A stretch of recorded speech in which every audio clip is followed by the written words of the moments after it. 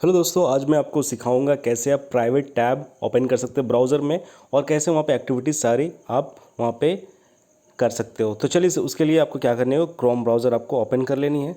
Chrome browser आपका जैसे open हो गया तो आप यहाँ पे होम पेज में आप देख रहे हो गाइस। यहाँ पे आपको राइट अपर में आपको दिख रही होगी ये, आप यहाँ पे एक बार टैप करें। टैप करते ही आपको यहाँ पे दिख रही है new incognito tab. New incognito tab it means होता है प्राइवेट टैब, या फिर बहुत सारे लोगों का प्राइवेट टैब भी लिखा हुआ आएगा। तो आपको इसमें कर देनी टैप। ठीक, अब टैप करेगा इस यहाँ पे डार्क स्क्रीन दिख गई। आप यहाँ पे चश्मे पहने हुए, टोपी पहने हुए, मतलब ये आप पहुँच गए प्राइवेट टैब में। अब यहाँ पे क्या करोगे आप, block third party cookies, right. यहाँ पे सारा कुछ ब्लॉक है।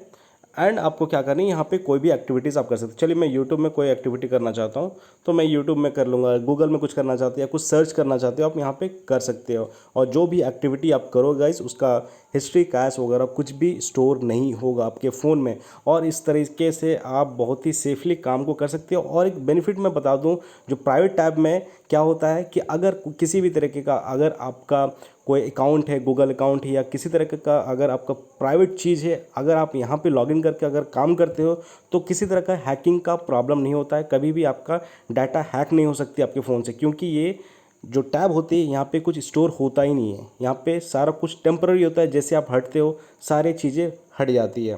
तो गाइस, आपको वीडियो कैसे लगी, और ये जो छोटी सी ये चीज़ें थी जो कि आपको बताना बहुत ज़रूरी था।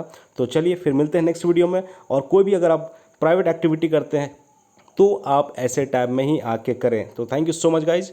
चलिए मिलते हैं नेक्स्ट वीडियो में, तब तक take care, stay safe and thanks for watching.